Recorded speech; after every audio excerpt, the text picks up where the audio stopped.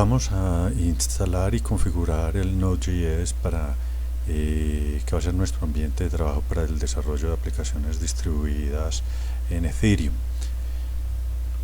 Un primer paso entonces es la descarga de Node, que la encontramos aquí en la página principal de Node, sección nodejs.org, sección downloads, según nuestra versión de sistema operativo y nuestra arquitectura. En este caso yo voy a seleccionar Windows de 64 bits, descargamos el instalador y apenas lo tengamos listo, entonces hacemos clic en la instalación. La mayoría de los parámetros pues son los parámetros estándar, pero nos interesa sobre todo hacer una consideración muy importante al final del proceso de instalación. Bueno, si queremos usarlo hay que aceptar la licencia, ruta por defecto, paquetes y elementos por defecto.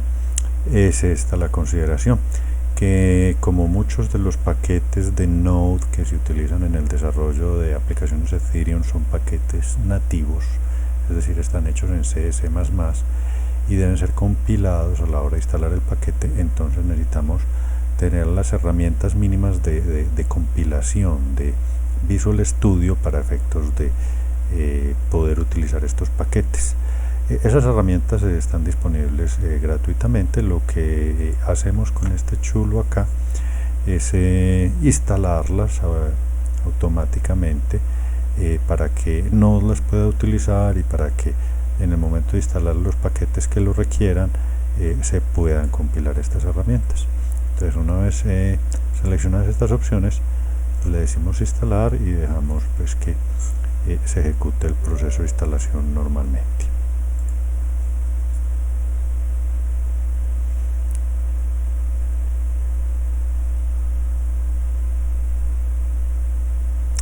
Bueno, con eso terminó la instalación de Node, pero aquí empieza la instalación de las herramientas adicionales, que son básicamente las herramientas de Visual Studio, únicamente las herramientas necesarias para compilar programas. Aquí no va a venir el entorno gráfico ni ninguno de los componentes pues grandes del Visual Studio. Presionamos una tecla y él comenzará automáticamente por medio de una herramienta adicional que se instala y que se llama Chocolate.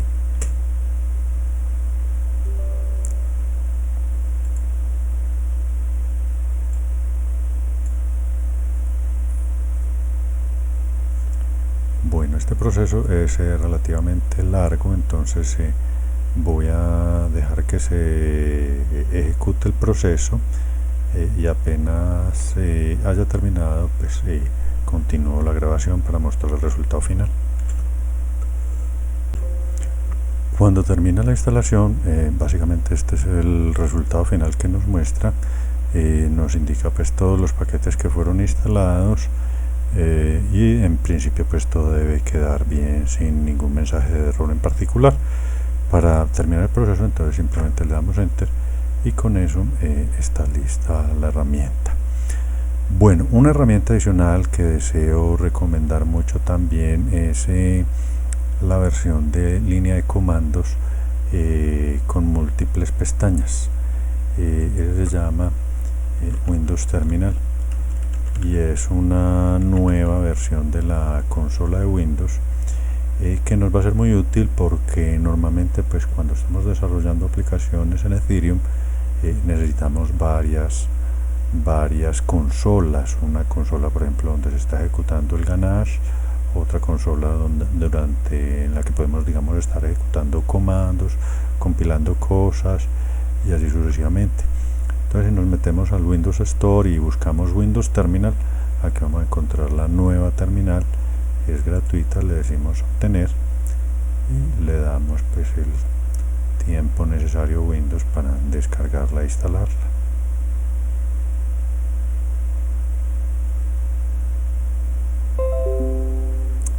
Bueno, ya quedó lista la consola, lancémosla para darle una mirada. Aquí tenemos la consola. Como les decía, esta consola es muy práctica porque tiene la opción de crear varias pestañas. Eso nos va a servir mucho en el desarrollo con Ethereum. Bueno, una primera cosa que vamos a hacer en esta consola es verificar que el Node esté perfectamente instalado. Entonces ejecutemos node-v para ver la versión. También necesitamos el manejador de paquetes de Node que se llama el Node Package Manager, npm -b para dar la versión.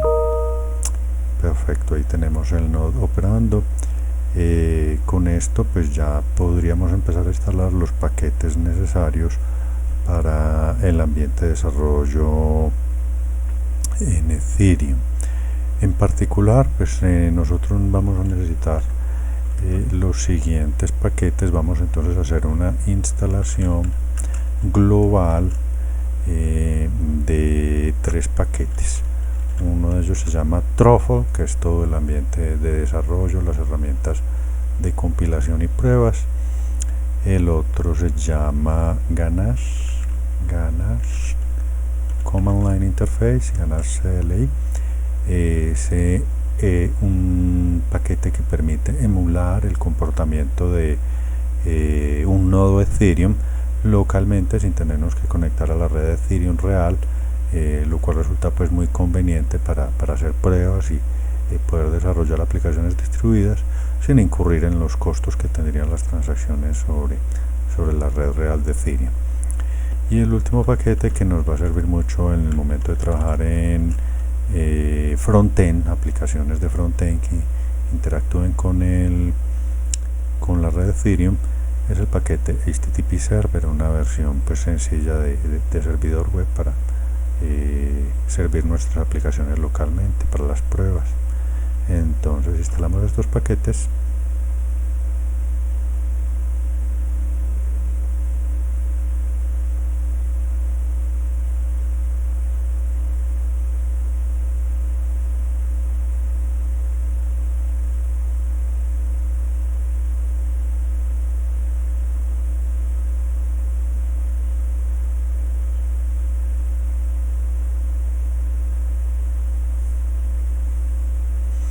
Perfecto, ya están listos nuestros paquetes para poder hacer el desarrollo. Aquí nos indica que quedaron los paquetes instalados. Si quisiéramos ver en la lista de paquetes instalados, podemos ver un npm list, lista de paquetes globales.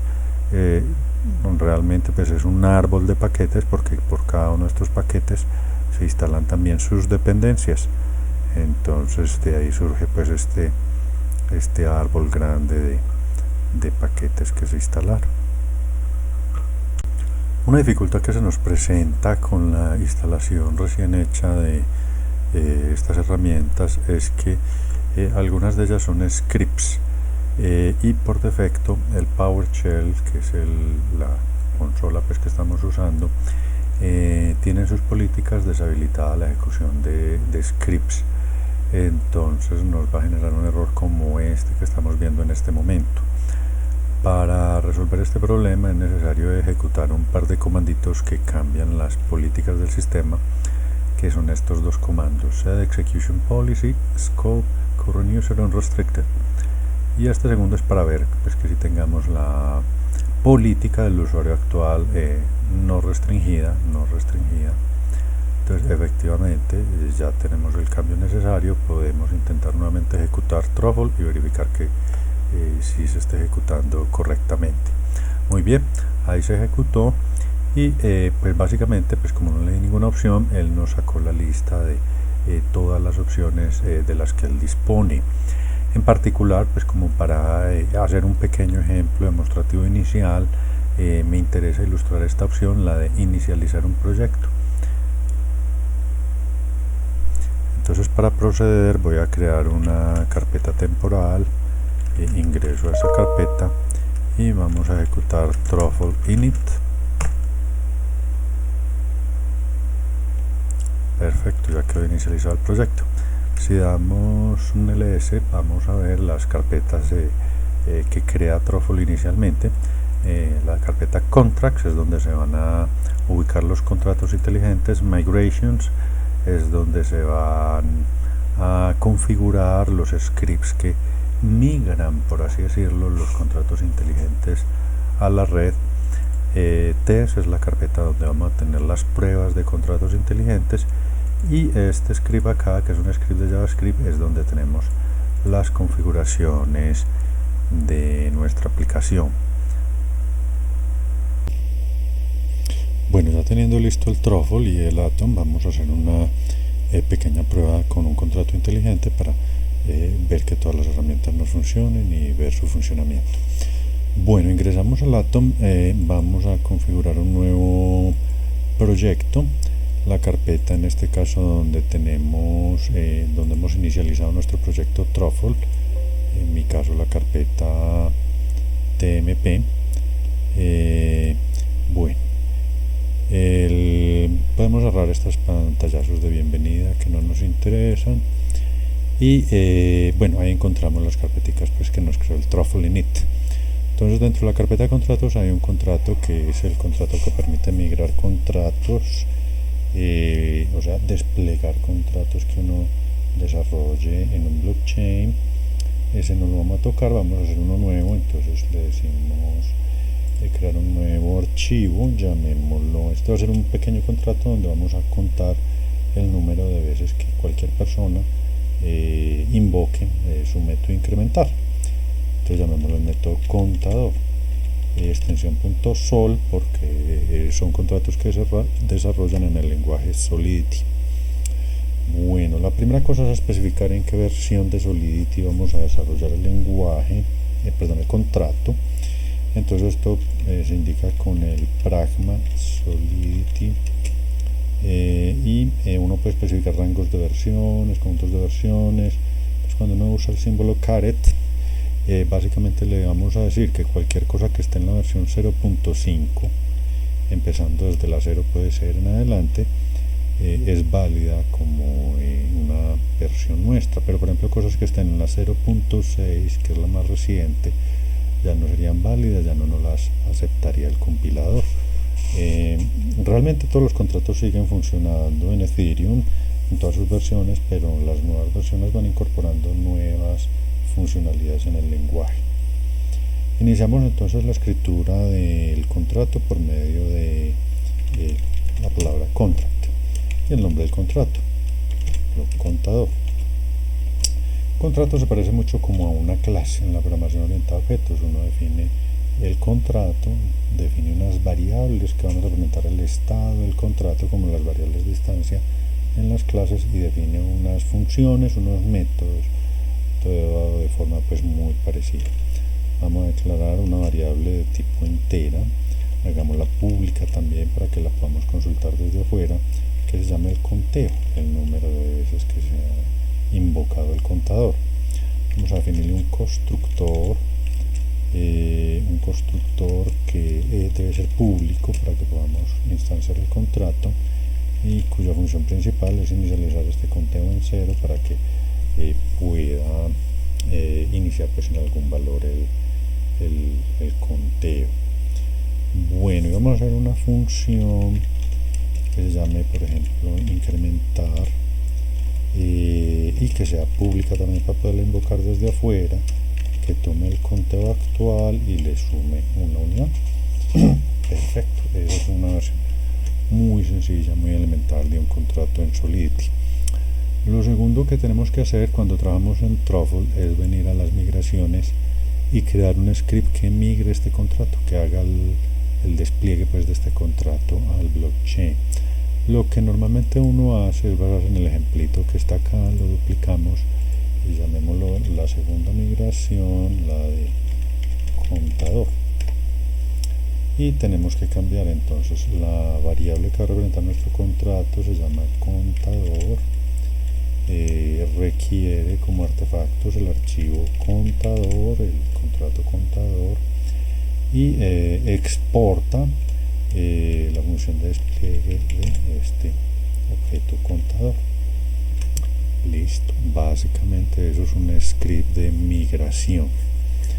Bueno, teniendo listo el contrato y su script de migración, entonces podemos volver a la consola y aquí vamos a interactuar entonces con el Truffle para hacer pruebas de este contrato.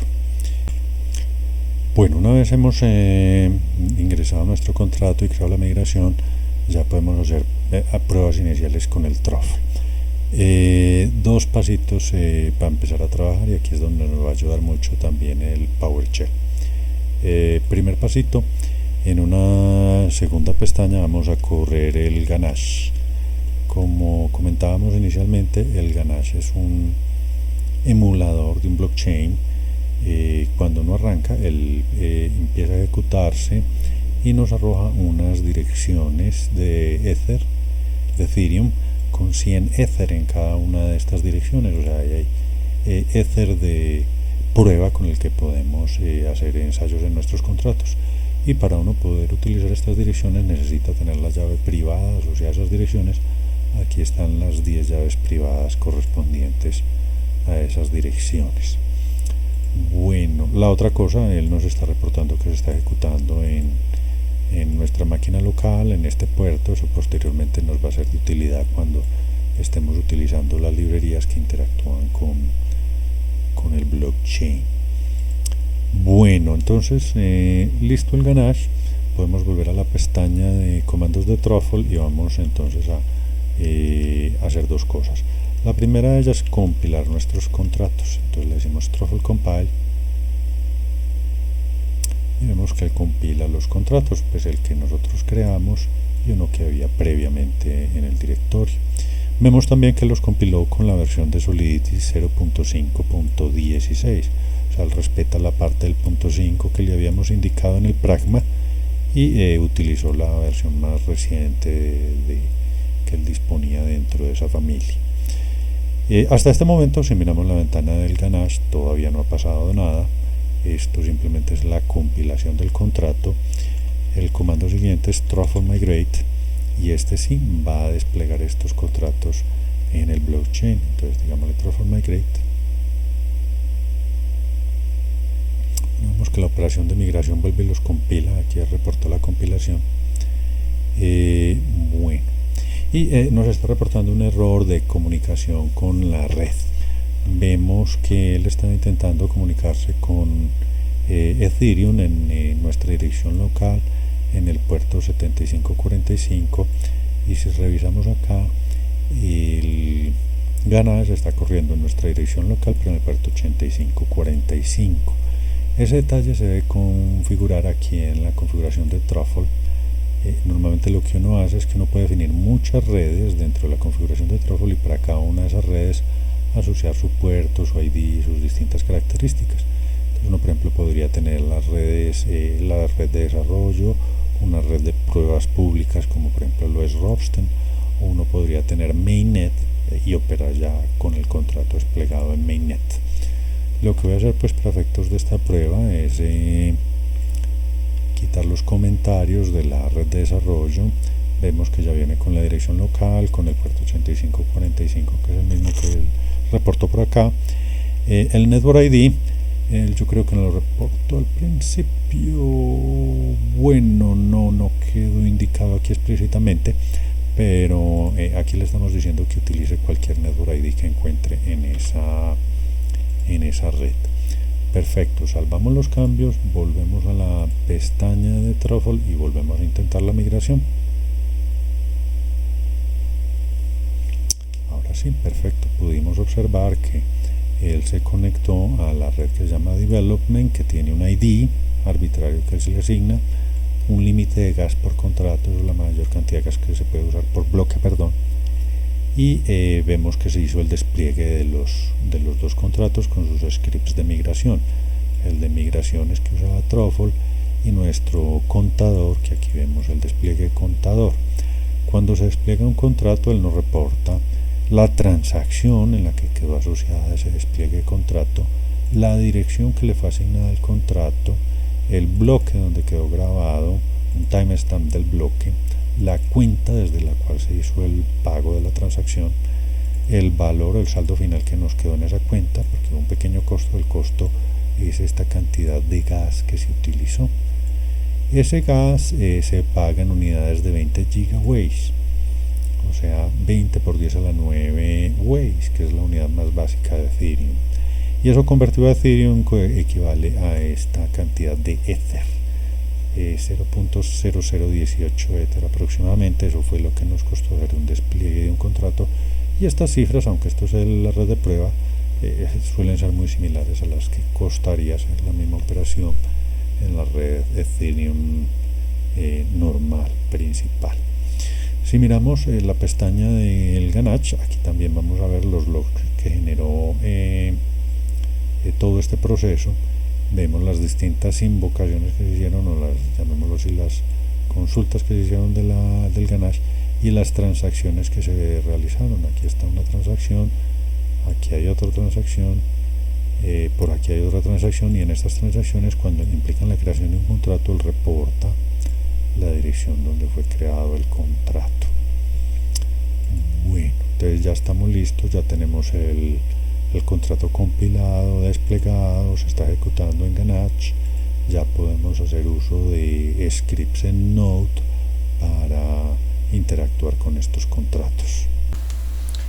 Para hacer uso del contrato inteligente desde las bibliotecas de JavaScript o desde una aplicación, pues tenemos que acudir a una librería externa. En este caso vamos a usar una librería que se llama Web3. Entonces la podemos instalar con el comando npm install web3.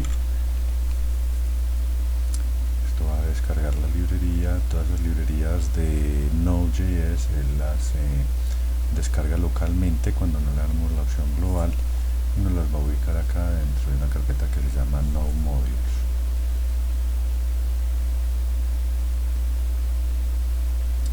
La librería pues tiene a su vez una cantidad de dependencias, entonces tenemos que esperar un momentico mientras descarga todas esas dependencias.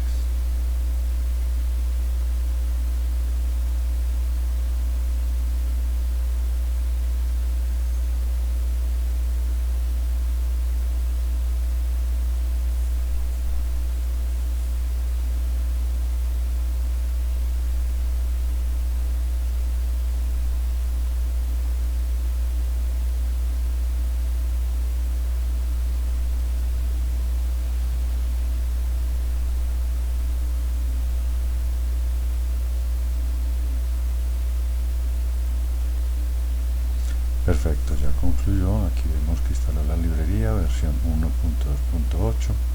Estamos entonces listos para trabajar con Web3. Vamos a pasar ahora a analizar cómo podemos utilizar la librería Web3 para hacer uso de contratos inteligentes. Lo interesante de esta librería es que nos va a dar acceso a interactuar pues con aplicaciones que se ejecutan sobre el blockchain, desde una interfaz web, desde una aplicación móvil, etc. Bueno, recordemos un par de detalles importantes que vamos a necesitar. El primero de ellos es que teníamos al momento de lanzar el Ganache unas direcciones asociadas para efectos de nuestro trabajo, direcciones públicas y las llaves privadas correspondientes para efecto de nuestro trabajo. Es importante pues tomar nota de estas direcciones, por ejemplo en un bloc de notas, para su uso en el código posteriormente. El otro detalle que también necesitamos y el que debemos tomar nota es la dirección del contrato. Incluso voy a repetir el despliegue del contrato para poder tomar nota de la dirección del contrato. Si uno lo despliega múltiples veces, cada vez que lo despliega va a ser una instancia distinta y va a tener una dirección asociada distinta, entonces estaríamos interactuando con una copia completamente diferente de ese contrato. En ese caso, pues la dirección del contrato es esta que nos salió aquí, la terminada en la 601, y aquí la podemos confirmar también en el Ganache. Cuando se creó el contrato, aparece la dirección del contrato terminada en la 601. Perfecto, entonces vamos a tomar nota de esas direcciones para poder trabajar con la librería. Bueno, la librería es una librería en Node.js, entonces entremos al Node, vamos a empezar a interactuar directamente sobre el Node. Una primera cosa que voy a hacer es a tomar nota de estas direcciones que vamos a utilizar como constantes para poderlas reutilizar fácilmente. Aquí tengo la constante de mi dirección pública y aquí tengo la constante de mi llave privada. Entonces de esa forma nos quedan ya muy fáciles de utilizar. También necesitamos la dirección del contrato, entonces tenemos una constante, la dirección del contrato, para poder interactuar ahorita con el contrato. Bueno, Ahora sí, entonces para hacer uso de la librería Web3, entonces primera cosa es cargar la librería. Vamos a cargar la librería y ya viene una constante que se llama Web3 require y el nombre de la librería que es Web3.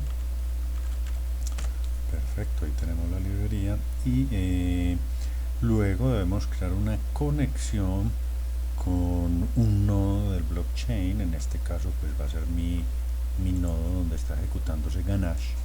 Entonces hacemos esa conexión por medio de una variable de distancia que represente la conexión. Usualmente pues utiliza uno el mismo nombre, solo que con minúscula para distinguirlo. Es igual a una nueva instancia de Web3 y la conexión, bueno, la conexión se puede hacer de varias formas. Hay un API usando HTTP, el protocolo HTTP, o hay otra versión del API usando el protocolo WebSockets. Normalmente es preferible usar el WebSockets porque el WebSockets permite la interacción bidireccional. Hay, por ejemplo, callbacks, eventos que se generan del lado del blockchain y que queremos recibir y que podríamos manejar. Entonces ese tipo de llamados solo se pueden manejar cuando estamos utilizando WebSockets. Pues tomamos aquí la dirección de nuestra instancia de Ganache y ya tenemos una conexión establecida, un objeto Web3 conectado. Bueno, este objeto Web3 nos da acceso a una gran variedad de métodos y de operaciones. Vamos simplemente a tratar de identificar algunos bien importantes, pues como para el uso rutinario de la biblioteca. Por ejemplo, pues un detalle importante saber es con qué versión de Web3 estamos operando. Ahí tenemos la versión 1.2.8. Otra cosa es obtener información sobre el blockchain.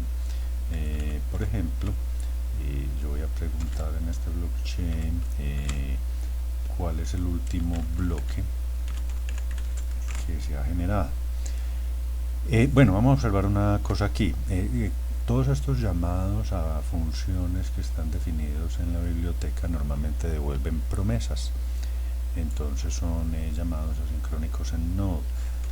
Uno debe usar el await o debe usar el then para realmente recuperar el resultado del llamado. Por ejemplo, yo voy a hacer aquí una versión muy sencilla que solo me transfiera el valor que retorna cuando ya se ejecutó la función a la función log de la consola para poderlo ver en pantalla.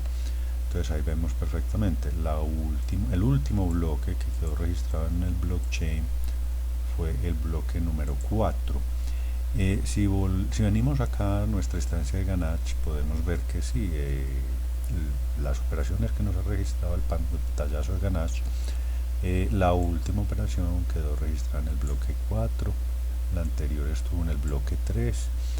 Bueno, el Ganache normalmente opera casi que transacción por bloque, es para ser muy inmediato, para dar una respuesta inmediata a las operaciones, pero cuando uno está trabajando ya con una instancia real del blockchain, lo normal es que vamos a encontrar un gran número de transacciones por cada uno de estos bloques.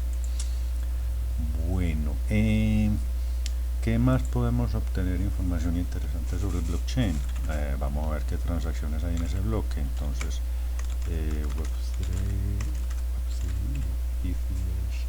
obtener el bloque número 4. Bueno, de nuevo esto va a devolver una promesa, entonces yo quiero que cuando la promesa se complete me escriba en pantalla el resultado de la promesa. Ahí vemos la información del bloque, el bloque número 4 con su hash, quién fue su padre, bueno, y ciertos datos del bloque. De pronto datos interesantes para extraer de acá. El más importante puede ser el conjunto de transacciones. Observamos que es un array, en este caso con un solo elemento y con un ID de transacción que aquí lo podemos ver. Es más, si nos devolvemos al log, posiblemente ese ID de transacción debe coincidir con esta que fue la última que quedó registrada, terminada en FE57. Ese es el ID de la transacción. Bueno, entonces ahí tenemos un bloque en blockchain, uno puede ir pues por cualquiera de los bloques ya existentes. La otra cosa que podemos hacer es obtener información sobre una transacción. Vamos a ir por una transacción, get transaction, y vamos a especificar este número de transacción. Bueno, observamos también que la forma de operar para estas identificaciones de números de transacciones, números de hash, números de cuentas, casi siempre es en formato hexadecimal, por eso van precedidas del 0x. Otro detalle es que se trabajan normalmente como strings, entonces por eso los escribimos entre comillas para facilitar el manejo de números muy grandes. Esto es un número gigantescamente grande, entonces tendríamos problemas si lo manejáramos en variables numéricas. Finalmente, cuando se complete la operación, vamos a mandar esto al log de la consola y ahí podemos ver la transacción.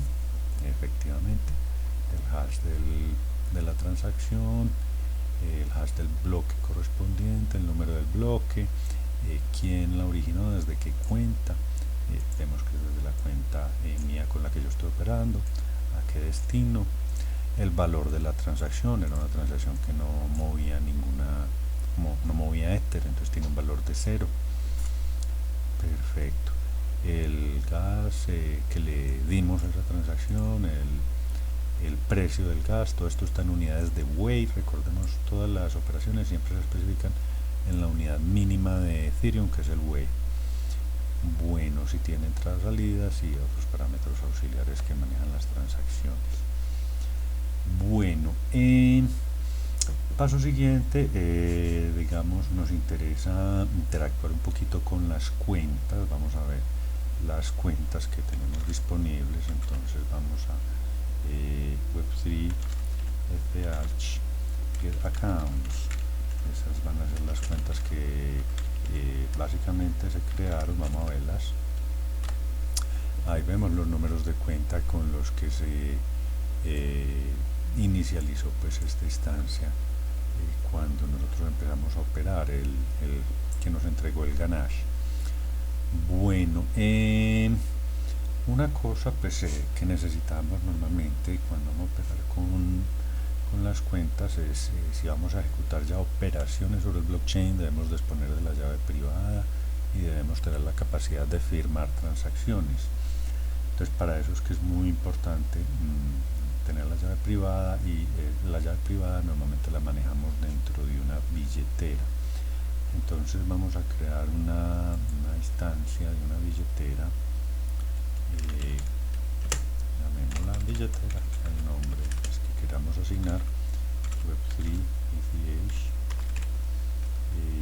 accounts wallet. Entonces hay un objeto wallet para representar las billeteras y un método create para crear una instancia de una billetera. Eso nos crea un objeto billetera vacío. El objeto billetera pues podemos observarlo, son objetos de JavaScript común y corrientes, tiene una cantidad de operaciones. En este momento pues lo único que tiene es por ejemplo el proveedor donde está asociado, cómo se conecta, no tiene pues cuentas ni nada. Vamos entonces a adicionar una cuenta a nuestra billetera, billetera.add, y la cuenta vamos a tomar la llave privada. A partir de la llave privada él es capaz de instanciar la cuenta y devolvernos su dirección. Observamos que ahí quedó registrada la llave privada, la dirección asociada, que si comparamos es la misma dirección que habíamos observado previamente, y tiene unos métodos también, la cuenta, por ejemplo el de firmar transacciones, firmar cosas, encriptar datos. Entonces, y quedó en el índice 0 porque no puede tener muchas cuentas dentro de su billetera. Bueno, entonces aquí podríamos hacer cosas como esta, billetera digamos el elemento 0 porque está en el índice 0, y punto address para obtener la dirección asociada a esta billetera, y ahí tenemos nuestra dirección. La biblioteca Web Web3 también permite manejar una dirección por defecto que se llama Web3 ETH default account. Por defecto, cuando inicializamos esta biblioteca, pues la cuenta está nula. Entonces, digamos, para uno poder trabajar fácilmente, y muchas operaciones usan este valor por defecto, pues uno puede de una vez asignarla desde billetera sub0.address. Y ahí tendríamos la dirección asociada a la cuenta por defecto, pues para su uso posterior. Bueno, teniendo las cuentas a la mano, otra cosa que es importante consultar de vez en cuando es el balance de la cuenta, ¿cierto? ¿Cuál es el balance disponible? Eso se obtiene por el método getBalance. Vamos a utilizar la variable Web3ETH para obtener el balance. Bueno, esto nos va a entregar una promesa, entonces obviamente cuando la promesa ya se haya ejecutado, queremos obtener el resultado y mandarlo a la consola. Bueno, aquí observamos una cosa interesante, lo que hemos resaltado ya varias veces. Los valores que nos entregan estas bibliotecas y en los que se opera nativamente siempre son en unidades de Wei, que son unidades supremamente pequeñas, y por eso pues esto es un valor supremamente grande, numérico. La misma biblioteca nos ofrece funciones para hacer conversiones de datos. Voy a ilustrar el proceso de hacer una conversión utilizando digamos una variable auxiliar. Vamos a usar el método await para esperar el resultado de la operación, y entonces en balance await. Bueno, me está diciendo que await solo se puede usar dentro de funciones asincrónicas, no la puedo usar directamente cuando estoy en forma interactiva sobre la consola. ¿Cómo podemos resolver ese pequeño inconveniente? Entonces devolvamos a la forma anterior en la que usábamos el then, y simplemente la variable donde me entrega el balance, el monto disponible, pues lo vamos a usar como la variable de entrada a una función que vamos a pasarle al then. Esta función entonces recibe el balance y digamos que vamos a mandar a escribir en la consola el resultado de convertir ese balance a unidades de Ether. Entonces la función para hacer la conversión se llama web3.utils.fromWay este balance, y vamos a convertirlo a unidad. Incluso se pueden utilizar distintos tipos de unidades. Usemos el Ether, pues que sería la más estándar, y efectivamente ahí tenemos el resultado.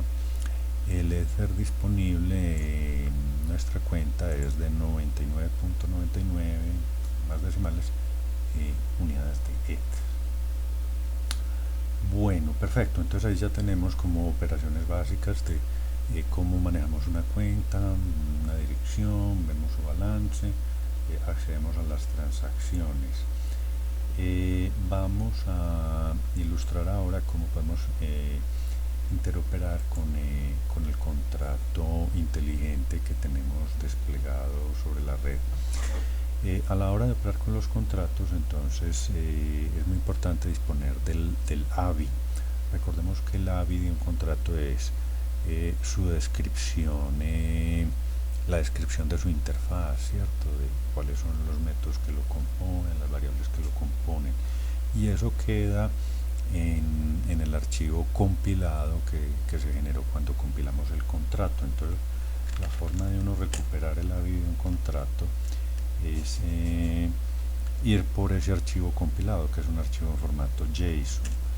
Vamos a llamarlo contrato JSON, y lo leemos por medio de un require de la ruta donde quedan los contratos compilados, que es /build contracts, y nuestro contrato que se llama contador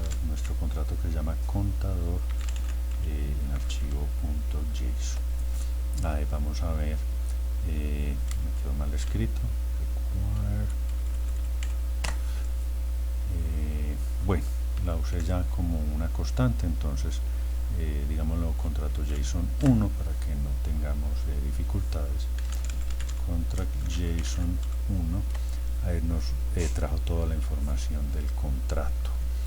Pues ahí vemos, eso trae una descripción bastante extensa de lo que es el contrato, y uno de sus elementos es el AVI. Aquí está el AVI y es un arreglo donde vamos a ver los distintos métodos que lo componen, ¿cierto? Hay un constructor, hay una función conteo que es tipo view en cuanto a la mutabilidad, porque para ver la variable no nos permite modificar la variable, y hay una función incrementar que es función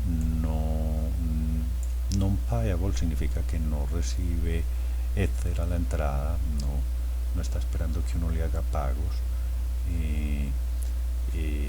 pero sí muta el estado, entonces afecta el valor del conteo, como ya sabíamos.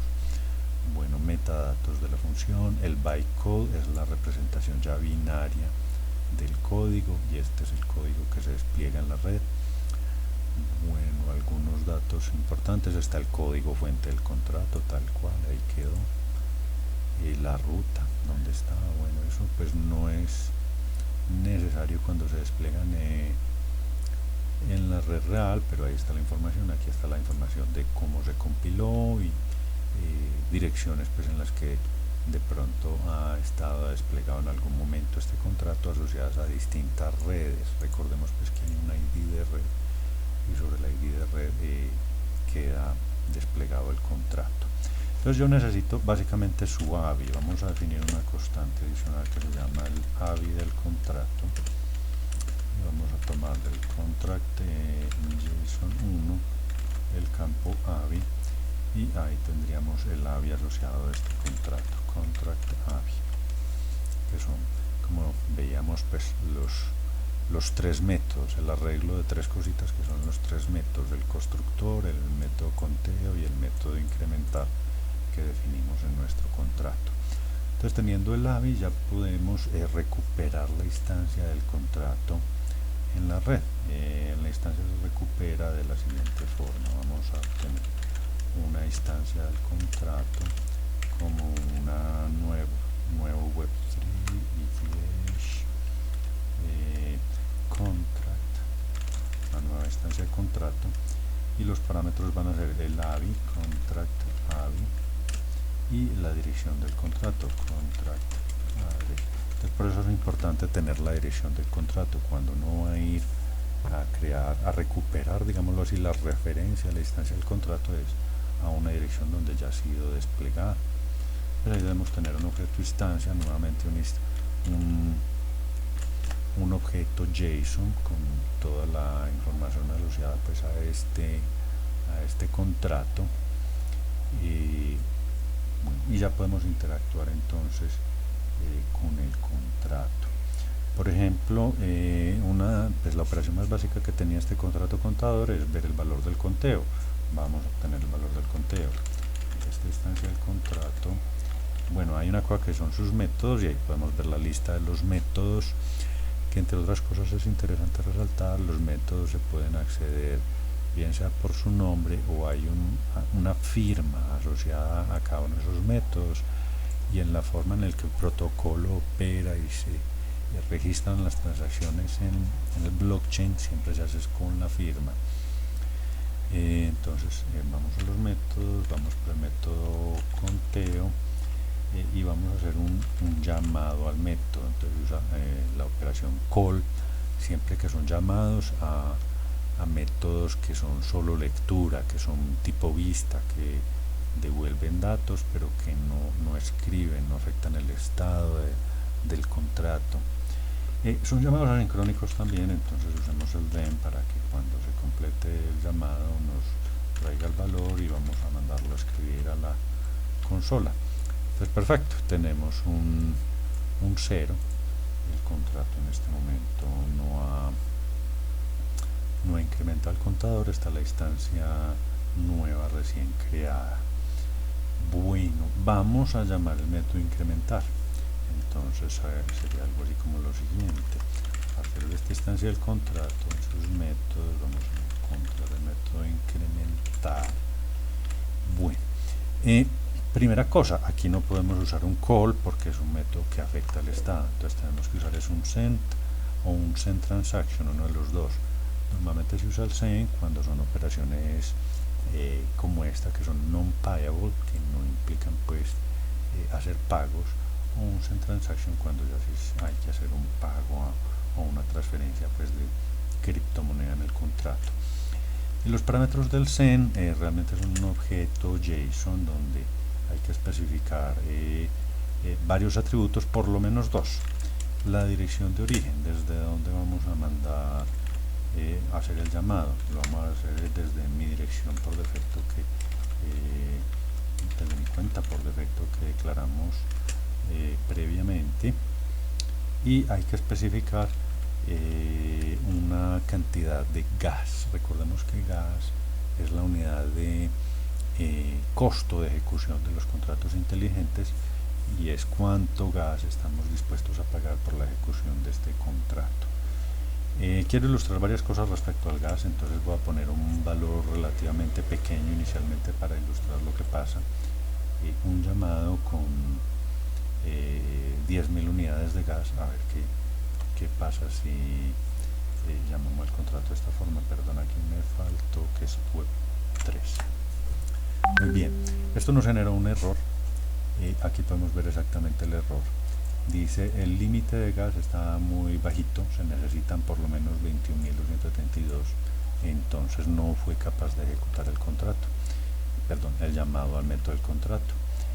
Uno normalmente pues debe utilizar un valor de gas mucho mayor, de manera que si sobra gas, realmente no, el dinero pues sobrante se le devuelve a uno, pero que si le falte pues no vaya a perder el llamado. Entonces digamos vamos a usar el llamado con 25.000 unidades de gas. Nuevamente intentamos. Se produjo otro error bien interesante también de ilustrar. En este caso nos está diciendo que mientras está ejecutando la transacción se quedó sin gas. Esto es bien crítico porque si se queda sin gas significa que él hizo cierta cantidad de operaciones y por esas operaciones el gas que se haya consumido no lo cobraron. O sea, esos 25.000 unidades que yo ofrecí, si se quedó sin gas, las 25.000 se consumieron, entonces ya la plática se perdió. Pero la transacción no se ejecutó porque pues al quedarse sin gas no se pudo terminar de ejecutar toda la operación. Entonces definitivamente se va a necesitar más gas. Uno debe utilizar un límite normalmente mucho más amplio. Vamos a usar por ejemplo 50.000 unidades de gas. Bueno, entonces se ejecutó la transacción sin ningún problema, nos devuelve una promesa. Obviamente la promesa pues se termina ejecutando en algún momento. Es más, si fuéramos a consultar nuevamente el conteo, ya debería haberse incrementado porque ya sí fue posible la ejecución del método. Instance.methods.conteo.call y después de eso escribanos el resultado en la consola. Perfecto, ahí vemos que ya el conteo se incrementó a 1. Bueno, ese problema del gas es pues un problema un poquito delicado, difícil de manejar. Uno no sabe cuánto gas se va a necesitar, sobre todo pues para métodos que puedan ser muy complejos, que ya tengan condicionales, ciclos. La cantidad de gas puede ser difícil de estimar. La misma biblioteca nos provee mecanismos para calcular cuánto gas va a requerir la ejecución de una instrucción. El método se llama de la siguiente forma: instance.methods.incrementar. Vamos a utilizar el método incrementar, pero no lo vamos a invocar como tal, sino que le vamos a hacer un estimado, estimate gas, que nos estime el gas necesario. Esto se asincrónico, entonces cuando termine console.log para que nos diga el resultado final. Entonces aquí está el dato. El estimado del gas que va a requerir esta operación es de 27.019 unidades de gas. Podemos incluso volver a intentar la ejecución del contrato pasando exactamente ese valor, 27.019. Bueno, va a ser una cosa adicional. Como esto retorna una promesa, quiero que me devuelva pues poder visualizar el resultado de la ejecución de el contrato cuando ya la promesa se haya ejecutado.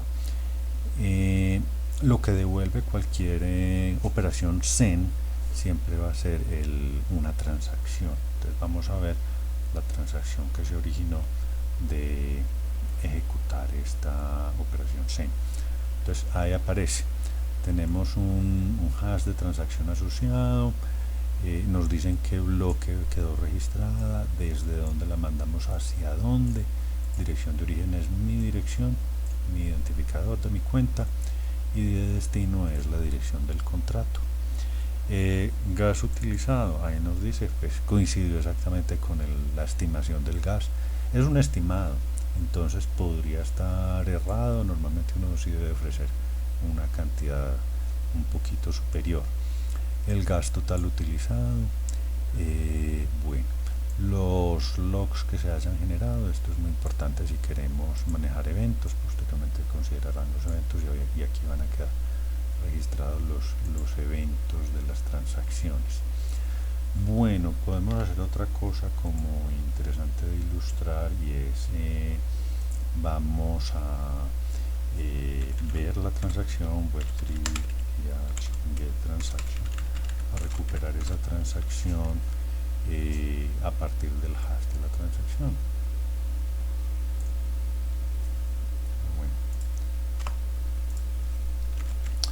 Entonces podemos recuperar una transacción que haya quedado registrada en el sistema, la información. Bueno, aquí, un detalle interesante para resaltar que mencionamos ahorita, vemos en input está definida cuál fue el llamado al contrato. Como la dirección destino fue un contrato, les decía hace un rato, los llamados, la operación ya interna dentro del protocolo siempre se hacen con las firmas hexadecimales de los métodos, y vemos que este código que tenemos acá es la versión de la firma hexadecimal del método incrementar. Bueno, detalle adicional, podemos observar nuevamente el valor del conteo para ver que efectivamente se ha ido incrementando con cada uno de estos llamados, y ahí vemos el valor de conteo que se va generando. Bueno, otra cosita que podemos apreciar es que todas estas transacciones nos fueron quedando registradas aquí con su respectivo código de transacción. Por ejemplo, la última transacción fue esta, que fue, a ver, el código de la transacción 1C6D, la transacción en la que con esta cantidad de gas, que con el bloque tal, aquí Ganache nos va mostrando todas las operaciones, los llamados que se van haciendo. Él nos va dejando un registro de lo que fue ocurriendo sobre el blockchain. Bueno, finalmente, como para terminar, pues es interesante volver a consultar nuestro balance Web3 ETH Get Balance de nuestra cuenta por defecto, Web3 ETH. Hemos hecho ya una cantidad de operaciones: crear el contrato, hacer llamados a su conteo, hacer llamados a la operación, incrementar. Entonces pues nuestro balance se debe haber visto afectado. Bueno, recordemos que esto nos lo entrega entonces en unidades de weight.